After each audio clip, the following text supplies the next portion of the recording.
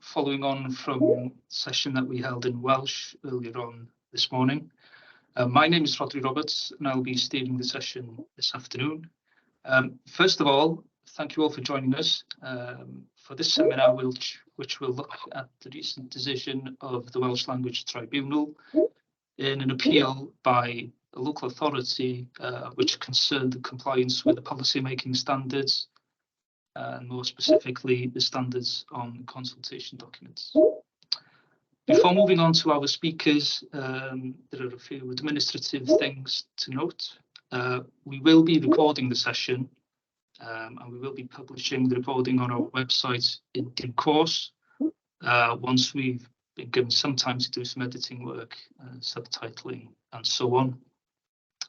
So if you don't wish to appear in the recording, may I suggest that you turn off your cameras? And may I also ask you to turn off your microphones, especially when the presentations are being given. If you have any questions to ask, then feel free to put them in the chat. We will then ask our speakers to respond at the end of the session.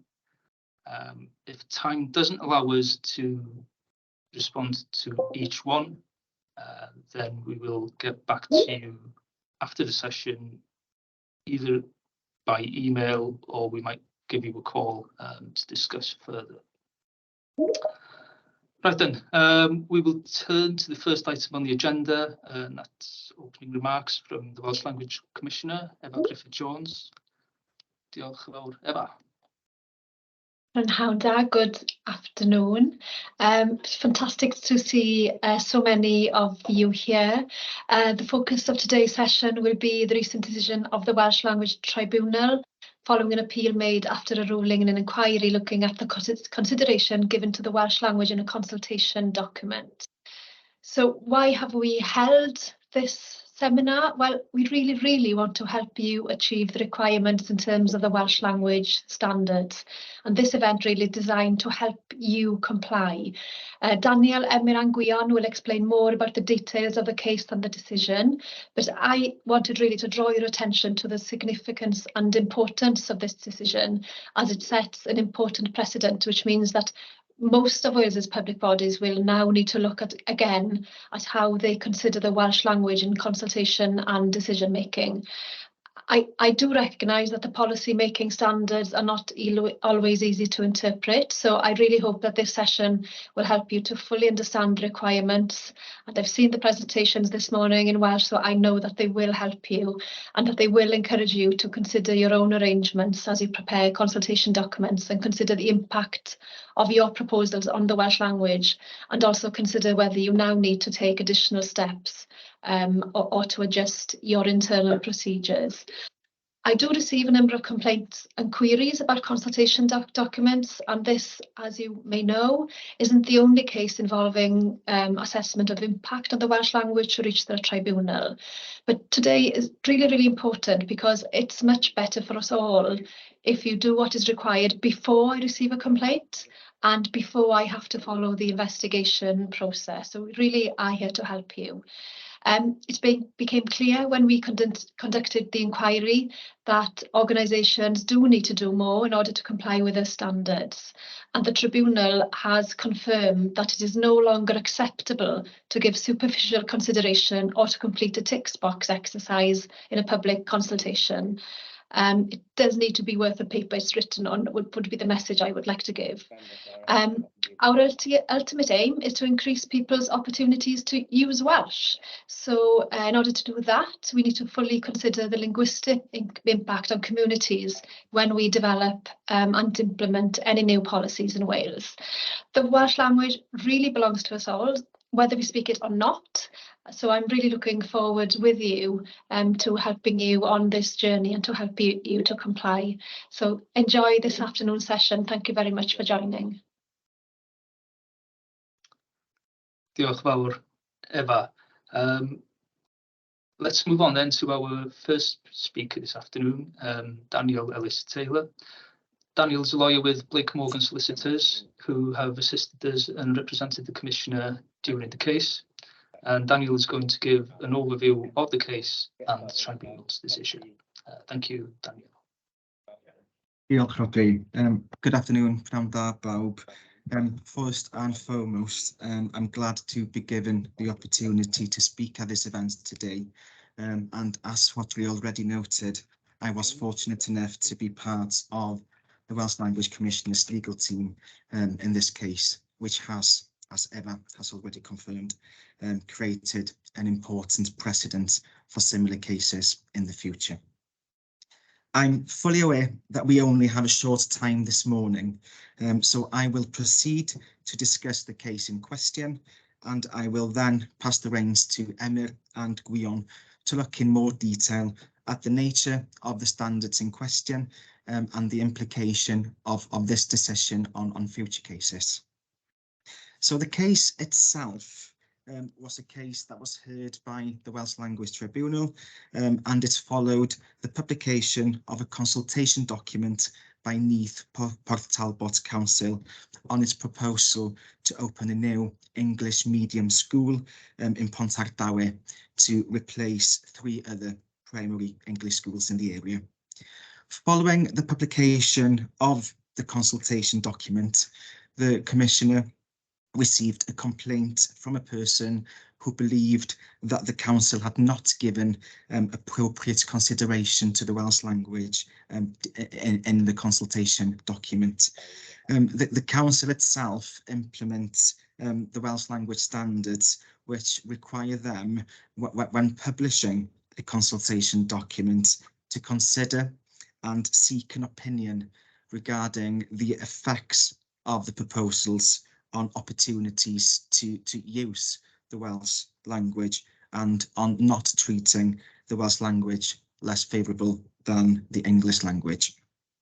The relevant standards that I do refer to are standards 91 to 93, and in the slides that follow, I have provided the wording of those standards. So standard 91, I think somebody's got their microphone and I can hear some background information. Can we just ensure that we've all got our mics off, please, if that's possible? Thank you. Yeah, so standard 91 relates to the need for the consultation document to identify, outline and consider the possible effects of the proposal on the Welsh language.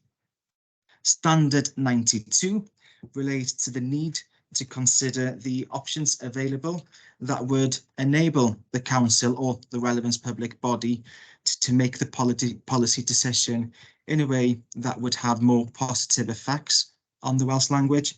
And then standard 93, which is in a way quite similar to standard 92, but looks at less adverse effects on the Welsh language without less favourable treatment than the English language. So following an investigation by the Welsh Language Commissioner, the reached conclusion was that the council had failed to comply with those standards on the basis that the consideration given to the Welsh language in the consultation document was insufficient.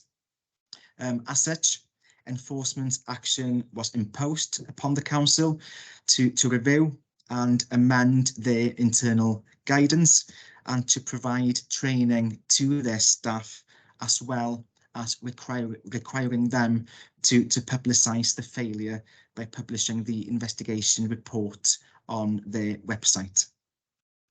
Following receipt of that decision, the council appealed to the Welsh Language Tribunal on the basis that there had been no failure to comply with these specific standards. Then following a hearing at the tribunal, the Welsh Language Tribunal concluded and confirmed the Welsh Language Commissioner's decision and findings. Of course, the decision itself is detailed and it does discuss in great detail the reason why it did come to the conclusion that it did. That decision can be found on the Welsh Language Tribunal's website. But what I'd like to do in the next slide is just pull out certain aspects of that decision which I think ought to be brought to your attention. So in this case, the tribunal gave its seal of approval, if you like, to the need for a conscientious consideration when consulting on a policy decision, and we'll move on to have a look at what exactly that means later. The tribunal also confirmed that there's a specific duty when consulting, namely to seek people's opinion on the possible effects of the policy, but to also consider those effects. And in terms of the specific considerations, this means including a discussion in a way of the possible effects on the Welsh language within the consultation document itself. And in terms of the length and the breadth of that approach, the tribunal has confirmed that it should be a conscientious approach. It's not an informal approach, or it's not an impact study as such, a study of some possible effects that could manifest themselves in certain cases. As I said, it needs to be a conscientious approach.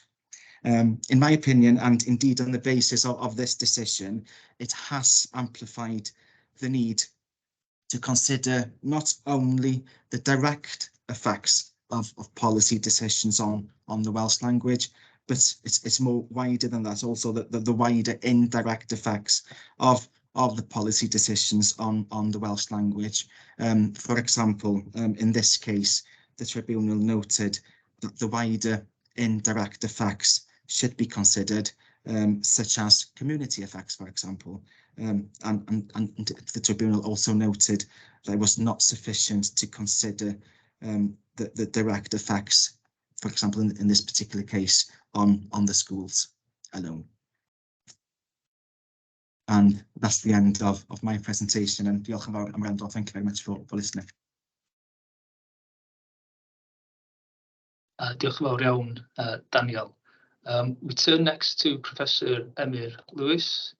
As well as being the head of the School of Law at Aberystwyth University, Emyr is a consultant for Blake Morgan, and he has been advising the Commissioner on this case and a number of other cases as well for many years. Emyr is going to look at the nature of the standards and other relevant considerations. Diolch yn fawr, Emyr. Diolch yn fawr. Pnawn da chi gyd. Good afternoon to you all.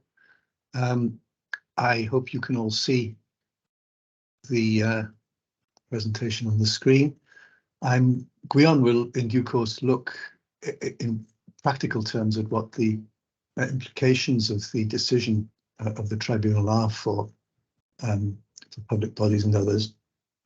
I'm going to take a step back and look behind the reasons for policy making standards. I think it's fair to say that it is only now some 12 years after the passing of the Welsh Language Wales Measure 2011 that the full implications of these standards is coming to light, and the shift which that act indicated in the responsibility of public bodies towards the Welsh language is beginning to become clear, excuse me, in the light of the decisions of the tribunal.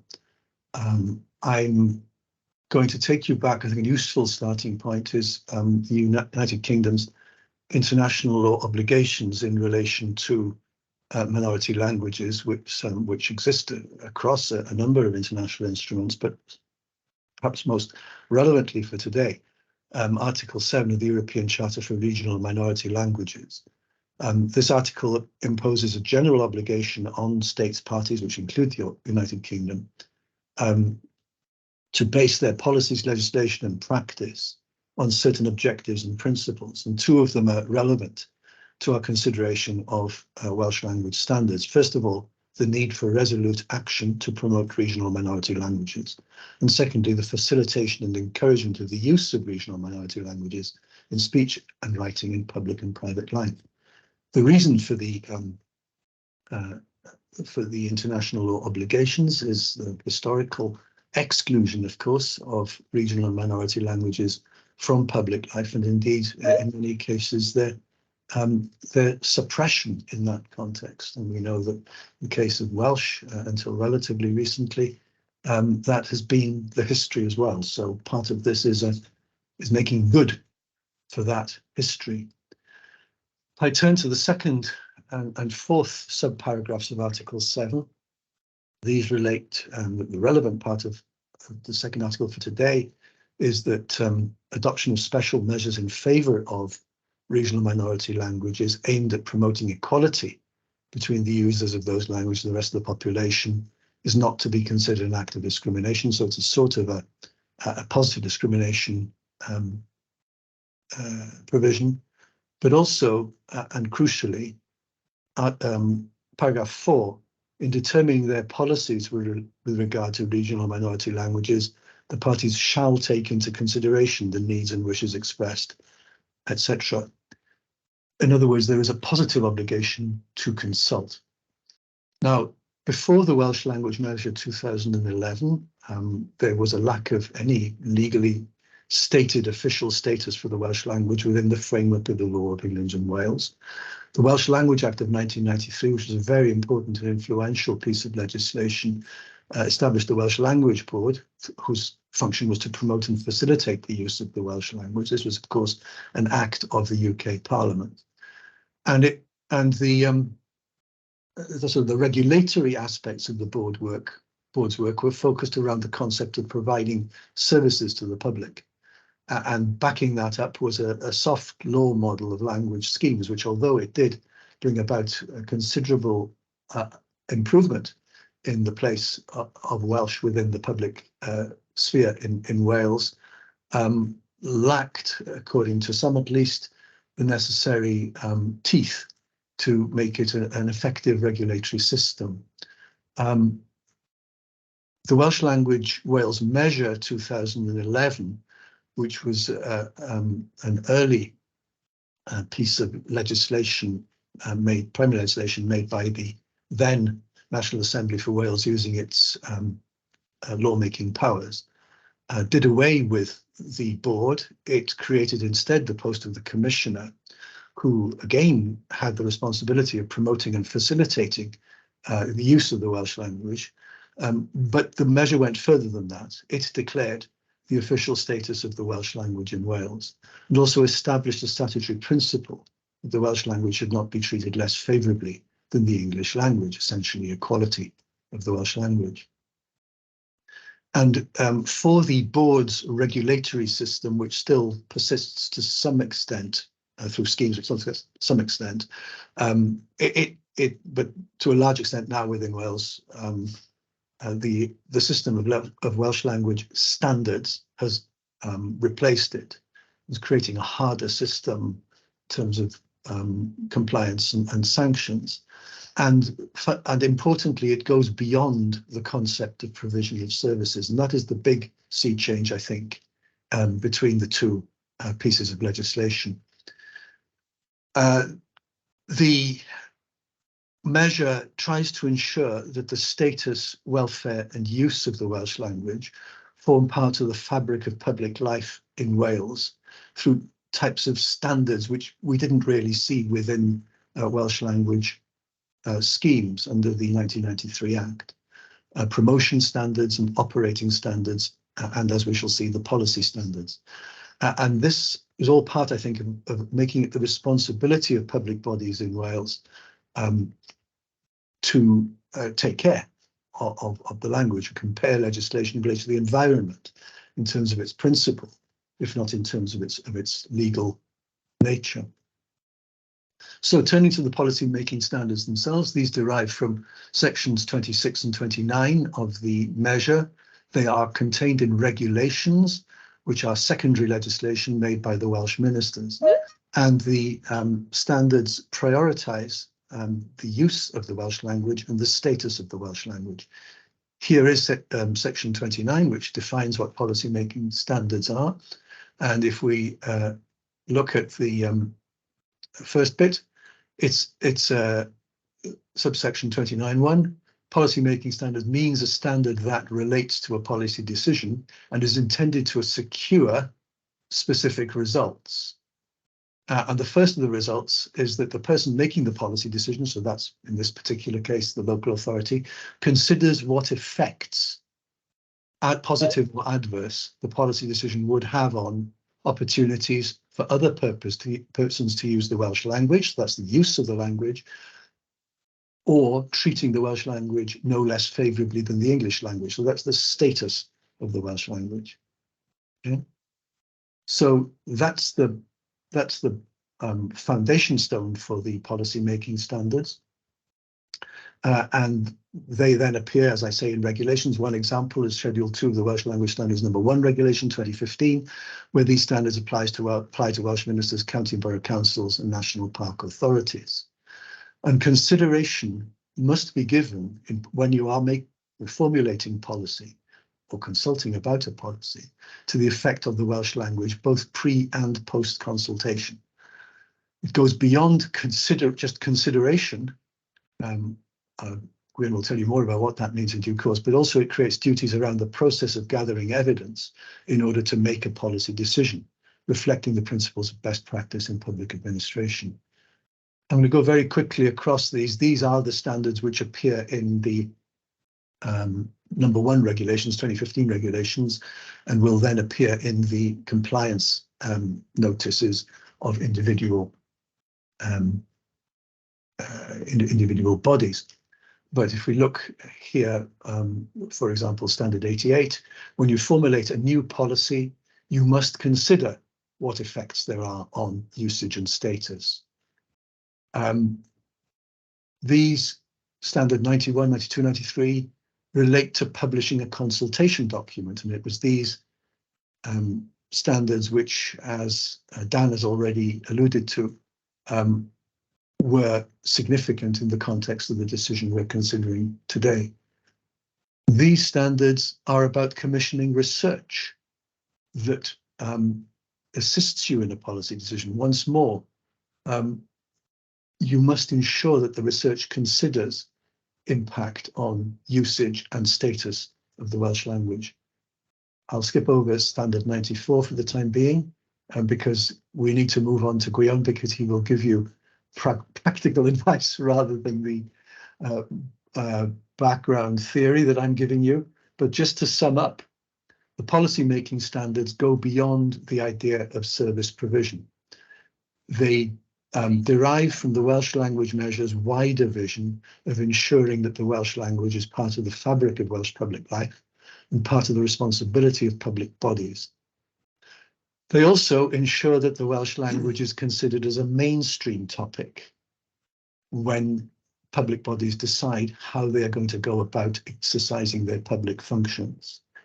The recent decision of the Welsh Language Tribunal, another case involving Swansea, City and County of Swansea, made it clear that the range of policy decisions is broader than might at first sight appear to be the case, and that it is not necessarily a winning strategy to claim that a decision is an operational rather than a policy decision if actually in reality a decision is going to be made which could have an impact on the language.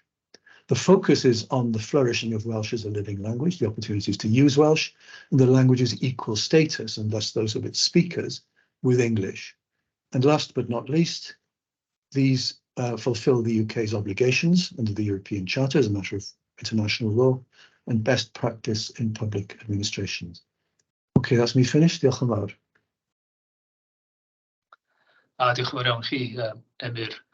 We turn next to Gwion Lewis, the barrister who represented the Commissioner at the hearing.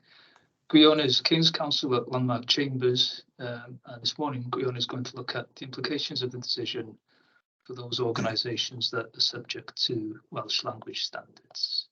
Felly, drosodd I chdi, Gwion. Diolch. Diolch o galon, Rhodri. A very good afternoon to you, everyone, and thank you for turning up in such healthy numbers for this session today. It's very, very encouraging to see so many of you giving up your time to learn more about this significant decision by the Welsh Language Tribunal. In my view, it is the most important and significant decision that the Tribunal has made to date.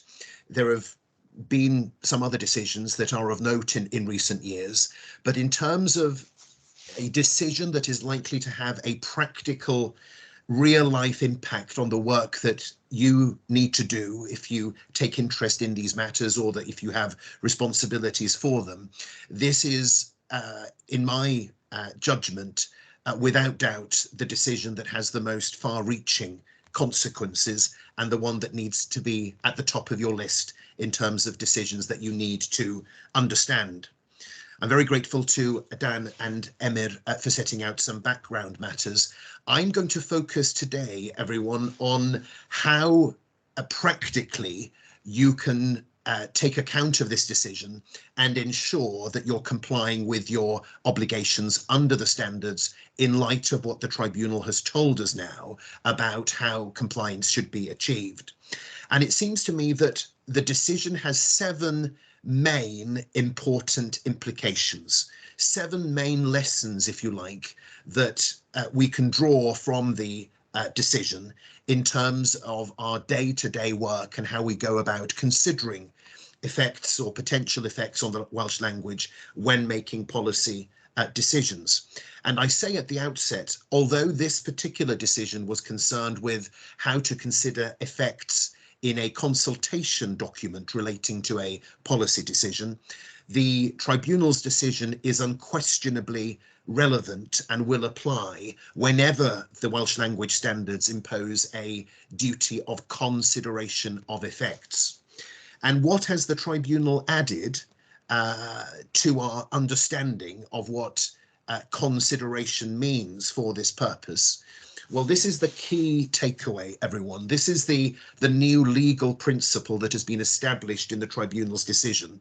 And this is not language that we'll find in the standards, but this is what the Tribunal has concluded is implicit in those standards, which is that it's not just enough to consider Welsh language effects in a sort of a tick box way.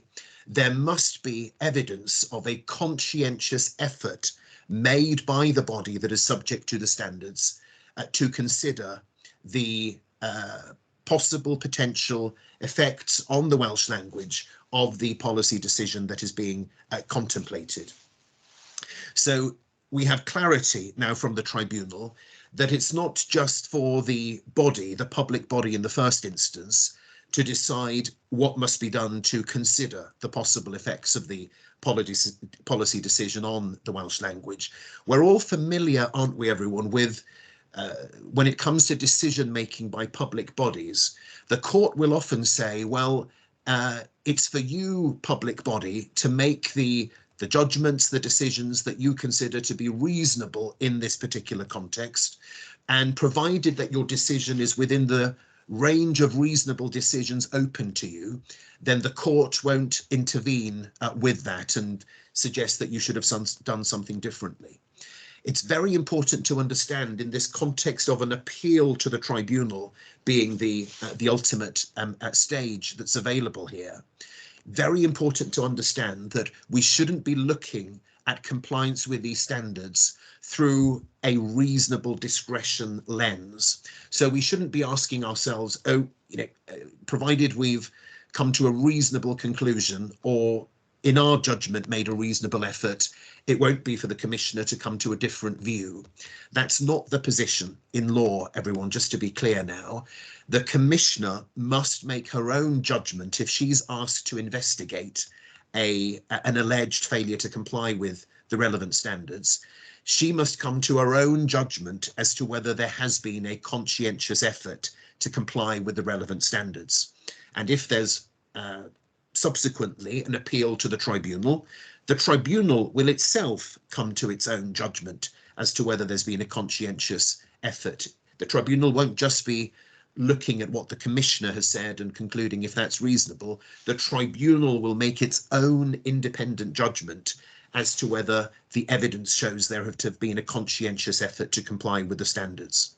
So what we are categorically moving away from, everyone, and what is certainly going to put you at legal risk, I would say, if you were to maintain this approach, is that it is no longer, as the Commissioner has already said at the start of today's session, it is no longer a tick box approach. It is, we shouldn't be approaching these standards any longer on the basis of what's the minimum that we need to do to demonstrate compliance. The legal test now, as identified by the tribunal, is that there must be evidence of a conscientious effort to consider potential effects on the Welsh language. Now, I can almost hear you all say, well, what does that mean? You know, it's all very well to say conscientious effort, but what's that going to mean in one case that might be different from another? Well, the law, of course, is very familiar with needing to consider and apply tests that might require different things in different circumstances. So the second lesson that we get from this decision is that context, unsurprisingly, is key. There will be some cases where the conscientious effort to consider effects will require more from you because of the circumstances than another case might do.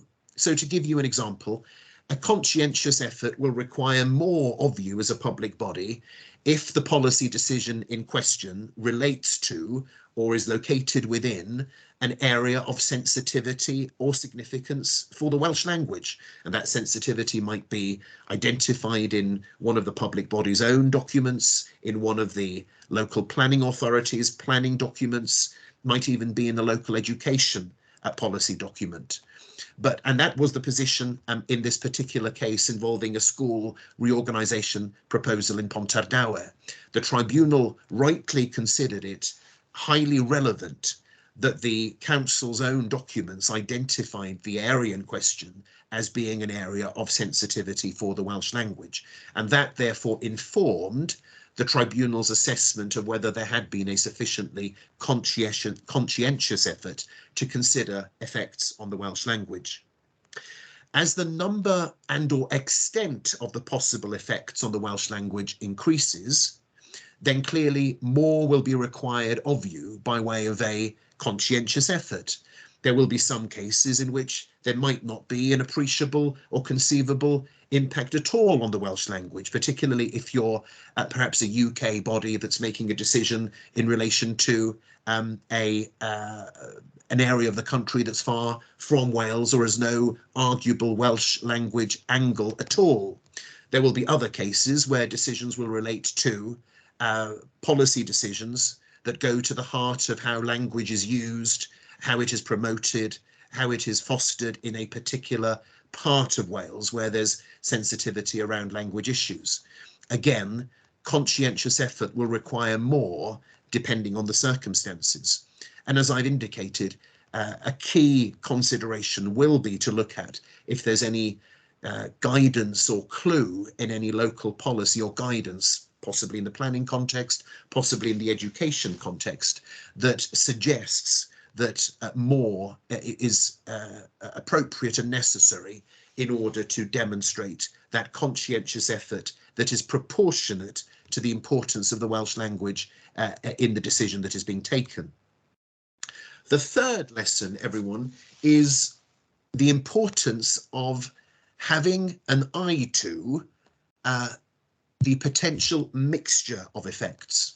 One of the difficulties that the council got into, I think in this particular case, is that it identified what it considered to be one positive effect of its proposed policy decision, and only one positive effect, and said, well, we can't really see any negative effects at all, but we'll come back to it and look at it again at a later stage. But there really wasn't a sense from the consultation document of any real attempt to identify the wealth of potential effects, be they positive, be they negative, or in some cases neutral. And you'll see that that language of positive or negative effects, of course, is reflected in the standards themselves. The standards themselves, when providing for policy making standards, refers separately to the importance of considering positive effects and how effects could be made more positive, and negative effects and how effects could be made less negative. So a key point of emphasis in this decision, everyone, is that it is necessary to consider the potential for there to be a range of effects that differ from positive to negative in character, and also potentially some neutral effects. One of the questions that comes up very often, everyone, in practice, and it comes up very often understandably in sessions such as these, is to say, well, okay, if that's where we stand, does that mean that we've got to identify every single conceivable effect that this policy will have, and therefore, if we fail to do so, we are at risk of breaching the relevant Welsh language standard? That is not the test. The tribunal and the commissioner before the tribunal has not sought to set an unrealistic standard here. There is not, I'm sure you'll be pleased to hear, there is not some magic list of a secret magic list of effects that the tribunal or the commissioner keeps up its sleeve, and then cross-checks what the council has done against this secret magic list, and then there's an instant fail if a single effect is not considered. Clearly, these are matters of judgment, and so there will need to be judgments exercised, and it's not necessarily the case that there is a single right answer in terms of all the possible effects that need to be considered.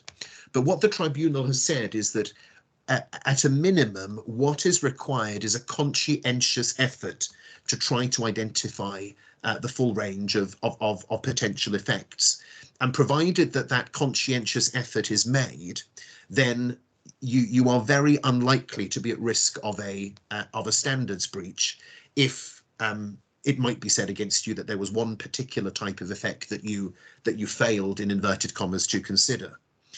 You are much more likely, everyone, to meet that standard of demonstrating a conscientious effort if you really have separately tried to identify positive effects, negative effects, neutral effects, and then, as I say, assess those in the round. And I'll come back to how we might start to do that in practice imminently.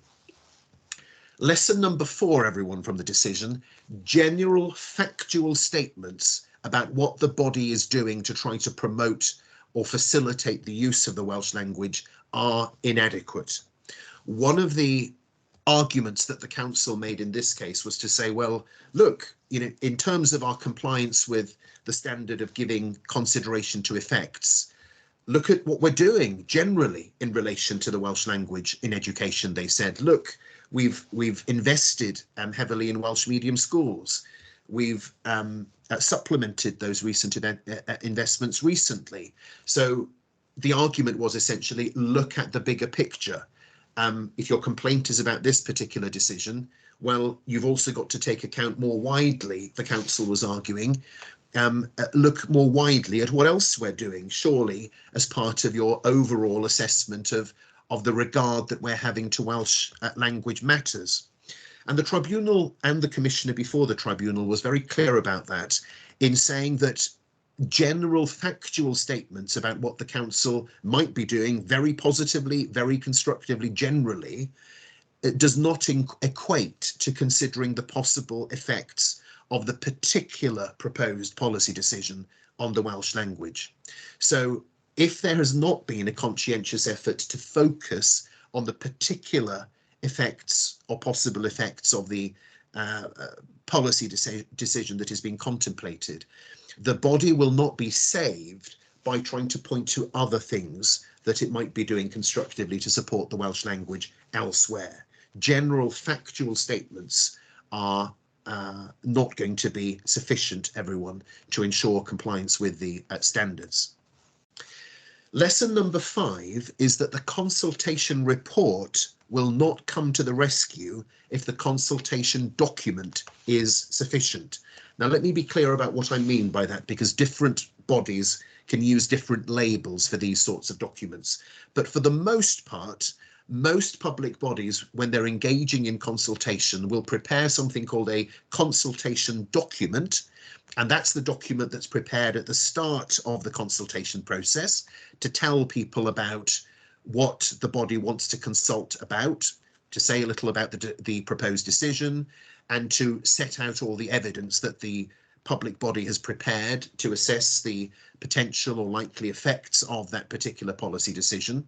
And then the consultation report is different from the consultation document in that the consultation report is something that comes after the consultation period. And then the clues in the title, it's a report that reports back on what people have said, consultees, during the consultation, and then giving usually a steer as to where the decision making for the public body is going on from there in light of what people have said in the consultation. Key point, everyone, to get from this decision is that if your consultation document doesn't comply with the standards, you will not be rescued if by arguing, well, the consultation report, which came later in the process, plugged the gap and considered the effects at a later stage. It is not possible to rely on post-consultation analysis or discussion in a consultation report to try to demonstrate that there's been compliance with the standards in relation to the consultation document. Or, everyone, to put it in a different way, what the tribunal has confirmed is that when standards 91 to 93 refer to the consultation document, that should not be interpreted as including the consultation report. The consultation document is categorically the pre-consultation document. Lesson number 6, the formative stage of decision making will not excuse an inadequate assessment or inadequate consideration. Now, what do I mean by that? As we know, those of you who will be very familiar with consultation will know, of course, that consultation will take place at a stage in the overall decision-making process when the decision-making is at a formative stage. In other words, there's no point going out to consultation if you've already made your mind up.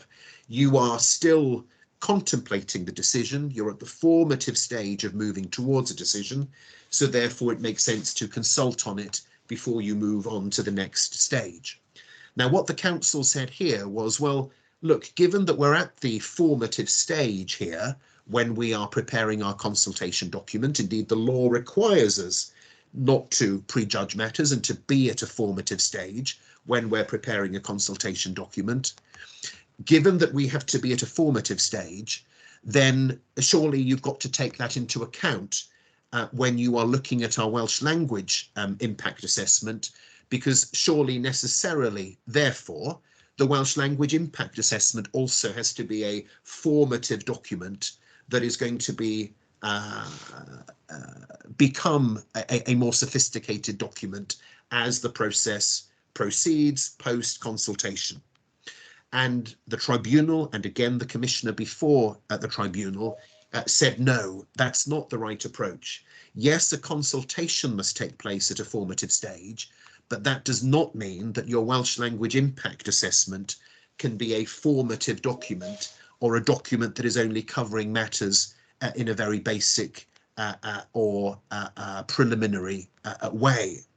And when you think about it, that makes sense, because of course, if you've got standards that are focused on the consultation document, it's illogical, of course, to wait until the end of the consultation period before you seek to comply fully with those standards in relation to a consultation document that has long since been published and you've already had the consultation.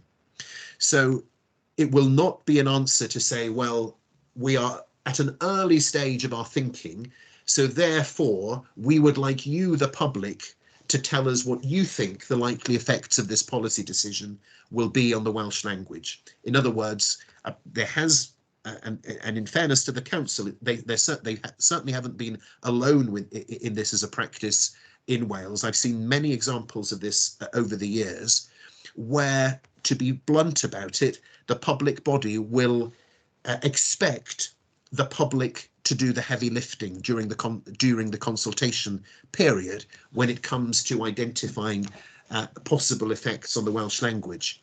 Now, if we just reflect on that for a moment, everyone, we wouldn't really do that, would we, in any other context? Those of you who will be familiar with planning decision-making or environmental decision-making, we would never say to the public, look, we would like to build this large building, and we're going to go out to consultation, and we'd like you to tell us what the likely environmental effects of our proposal are going to be. That's not the position. You know, that's not what law and policy requires. Law and policy is at a stage where the person who wants to do the act in question, whether in that example, you know, to erect a large building, the person who wants to do that has got to do the heavy lifting in terms of assessing the likely effects of that proposal in environmental terms. And unfortunately, you know, possibly due to the lack of, you know, clear standards before the standards regime was introduced, that's not tended to be the approach when it comes to Welsh language matters. And there's definitely been a trend, I would say, over the years of public bodies saying, you tell us what the effects are. The tribunal has now emphatically said that is not the right approach, just as is the case with any other area of policy making.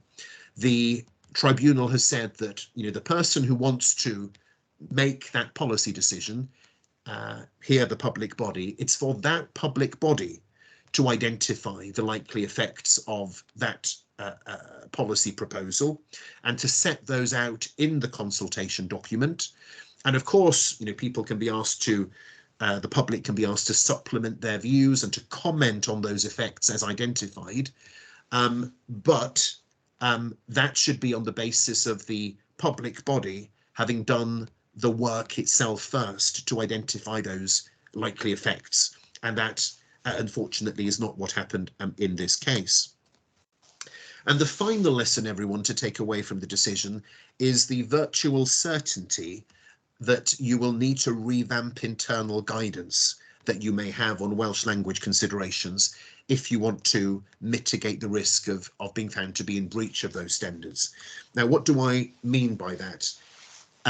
Again, if you were to look across Wales at bodies that have published internal guidance about how to deal with Welsh language considerations in decision making, a very common type of document that I've come across when I've been working on these cases is an internal guidance note or a briefing that really does no more than quote the standards or summarize or paraphrase them and essentially say, look, you know, you just need to think about this when you're making a decision. That if that advice or that type of advice, high level advice, were followed now, it would be very likely to lead to a standards breach in light of the tribunal's decision. It is inadequate simply to issue guidance saying these are the standards and you've got to consider them. Because this is a new principle of law established by the tribunal in the decision, it is highly advisable, everyone, that if you've got internal guidance on Welsh language considerations in decision making, that the internal guidance at a minimum should refer explicitly to this legal requirement now to make a conscientious effort to consider the possible effects, and that a tick box approach will not do.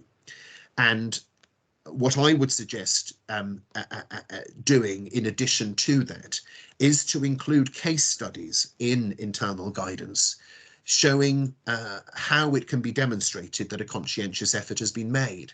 The council might have its own, or the public body might have its own examples of decision making in its own area that it might want to include in as such a case study. It might want to draw from examples from the education planning context as relevant. It'll depend on the particular body's area of interest, of course, but it would be prudent, I think, for public bodies to think in advance in internal guidance publications as to what conscientious effort is likely to, how is that likely to look for decision making by your particular public body, and giving, as I say, an example or a case study as to how the standards can be complied with, and this test of conscientious effort can be complied with, would, I think, be highly, highly advisable. So those are the 7 lessons, everyone, that I certainly draw from the decision and will be applying in my own practice when I deal with these standards in future.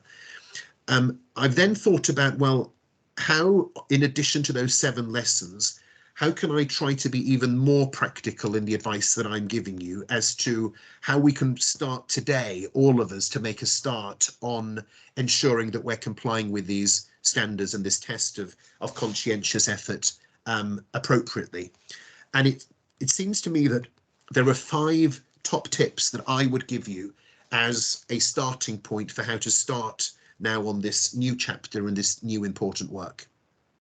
The first tip is that, in my view, the age of, or the era of, treating Welsh language effects under a single headline in what's often called an integrated impact assessment, and you'll be familiar, many of you, I'm sure, with what that means. It's the type of impact assessment where we consider public sector equality, duties, human rights considerations, other Equality Act considerations, and so forth. The trend has been generally to include Welsh language effects and the consideration of them in that sort of overarching document.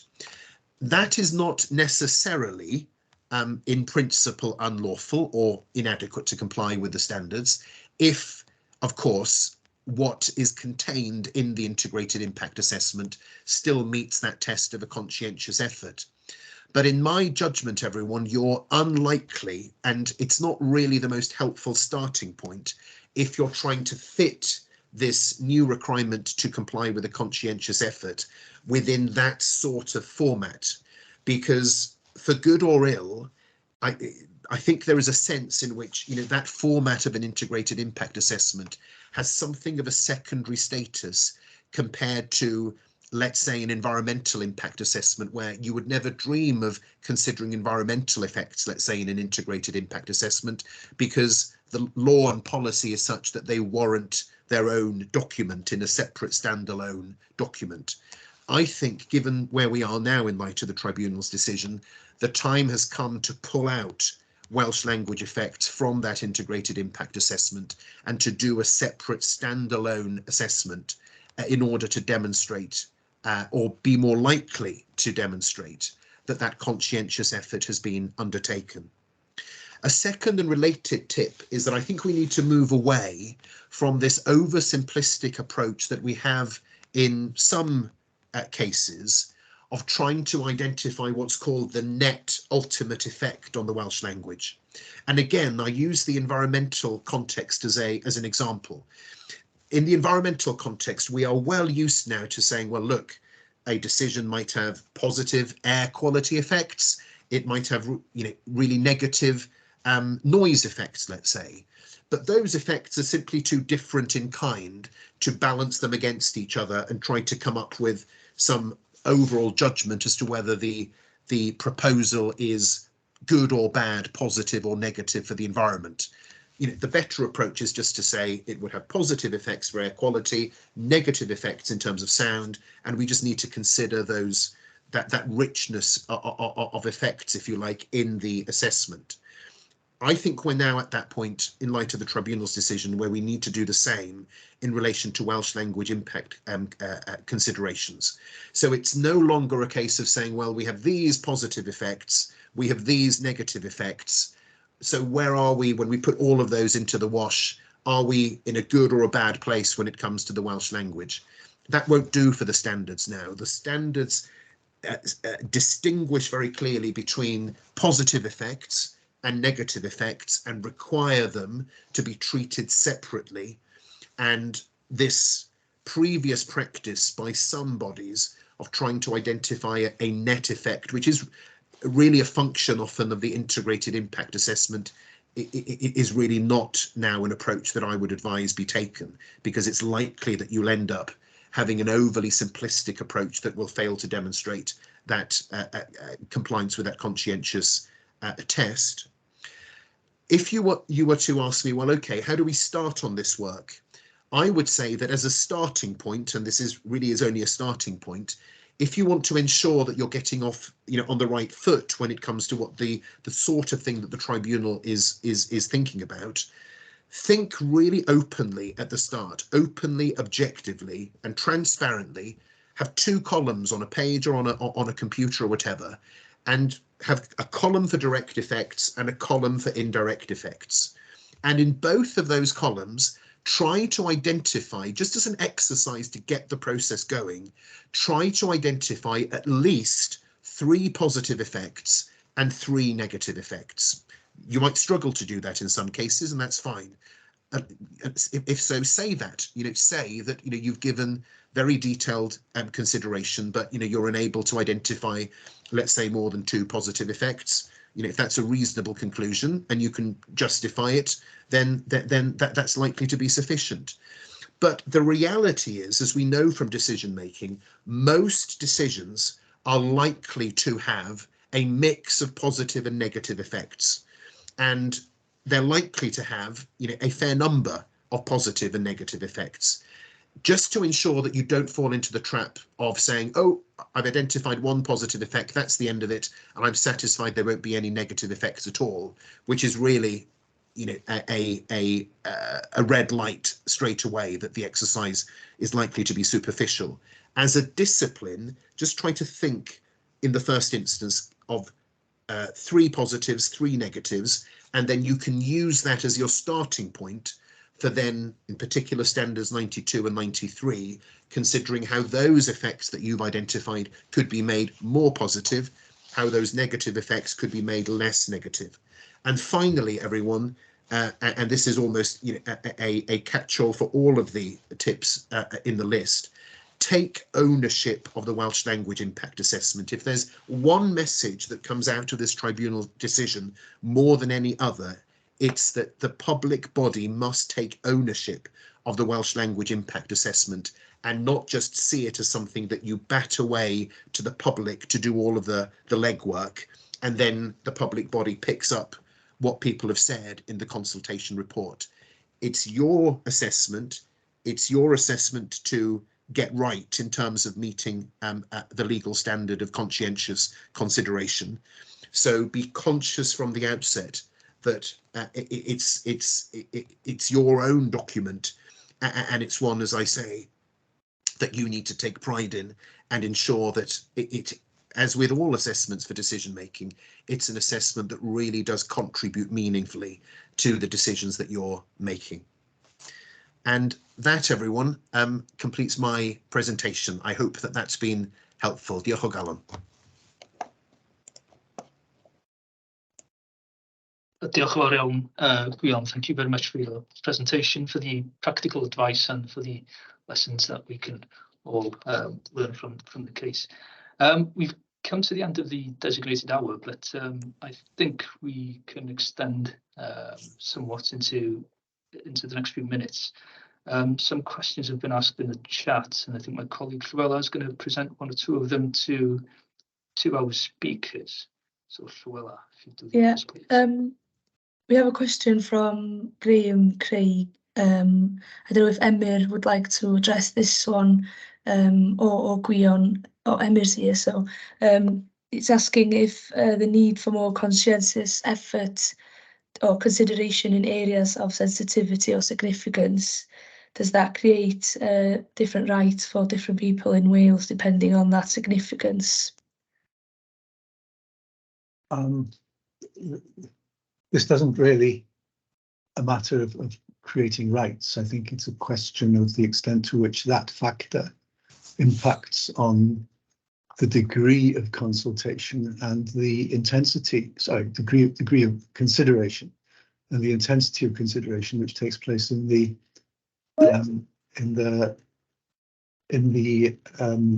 stage we're talking about. I mean, I think it's quite significant in the particular case in point that the area of the Upper Tower Valley, which was concerned here, was identified by the local authority as being an area of significant language sensitivity, because traditionally it's a strongly Welsh-speaking industrial, post-industrial area, and still has very strong Welsh language communities within it. Obviously that context will require a different quality of consideration about the impact on the language than a context where the language perhaps has very little recent history of society, of being a community language. And a key consideration here, so the council had focused only on the impact of the Welsh language within the English medium schools, which were affected by the consultation, by the prospective reorganisation. And one of the key points which the commissioner made was, well, no, you have to look at the context of the general social context here, the general community context. I mean, that's how I would respond to that question. Guyana, you may well have a different. No, I don't at all, Emyr. I endorse everything that you have said in that regard. And the way I think of it often, everyone, I find this comparison, you'll have noted this from my presentation, I find the comparison with planning and environmental decision making really helpful. So if you think, if I'm going to build a block of flats, and that block of flats is likely to block the views of 100 people in their homes, clearly I've got to do more in my assessment work than if my block of flats is only going to block the view of one person, because clearly there is more to consider. So I completely endorse what Emyr has said, that it's not so much a question of rights, because the test will be the same, across the board. It's a conscientious effort. There will be some cases where it might have to be accepted that a conscientious effort in the circumstances perhaps doesn't require all that much if the Welsh language considerations don't really feature in any meaningful way in the decision making. But the test, it's important to understand, I think, that the test will be a universal one across the board. It's simply that, and we're used to this in law, courts and tribunals do it all the time. The commissioner does it all the time. It's a question of applying that universal test appropriately in the circumstances of the particular case that you're dealing with. And it's not just a matter of numbers or even density of speakers, because if, for example, you're considering generally the provision, language medium provision of what you're doing in your local authority, may well be that there's a small number of speakers but a large demand for Welsh medium education, as an example. So it really is very context sensitive about what actually you consider. Gwych, diolch yn fawr iawn. I think we have time for one more question, Llywela. Yeah, it's quite a long question, so I'll try and shorten it, but it's from David Lucas, and asking if, the assessment should reflect the stage of the decision or where it's reached at that point. There's an example in the question, but maybe Gwion, you could have a quick look at that and answer that one, please. Yes, no, this is up my street, this question, because this is about the development plan process. And David's question is an excellent one. The question is essentially, should the nature of the assessment be reflective of the stage the documentation has reached? So those of you who are familiar with planning, when you've got a local development plan, there will be various stages in which the plan becomes more firmed up as it progresses. But it will inevitably start as a relatively high-level document and then will become a more detailed policy document as it evolves. And again, an excellent point, David, because you're right, context will be key.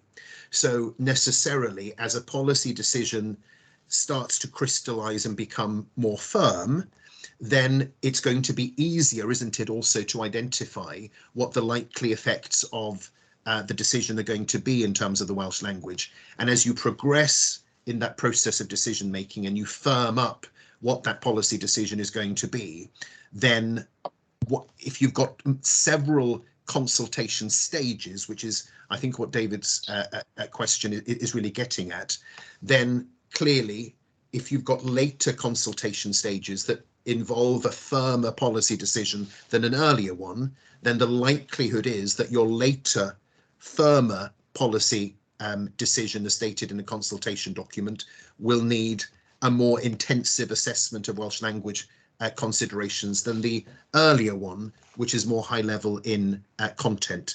But that's an excellent example that David's given us of where context is key and where you've got a multiple or a multi-stage consideration process. What might be required at each stage in terms of Welsh language considerations will be different, almost certainly be different. And again, dare I say it, entirely the same with environmental effects. You need to do more work as those effects become more certain as the process progresses. Diolch yn fawr iawn. Well, that's all we have time for this afternoon. We've reached the end of the seminar. I hope that the session has been useful to you, and that what you've heard this morning will be a trigger for some of you at least to look again at some of your policies and procedures in relation to consultation documents. We will be sending out an advice document within the next week or two that provides a summary of what's been said here this morning. And we will also be sharing links to the recordings and to the presentations very soon as well. In the meantime, you're more than welcome to contact us here at the Commissioner's office if you have any questions or wish to discuss any matters further. And you can do so in the first instance by getting in touch with your liaison officer. Finally, I would like to thank our speakers this morning. Thank you to Daniel, Emyr and Gwion for their time and their guidance. It's very much appreciated. Diolch yn fawr iawn. So that's it for this afternoon. Goodbye. Thank you. Bye. Diolch, Hwyl. Diolch. Diolch.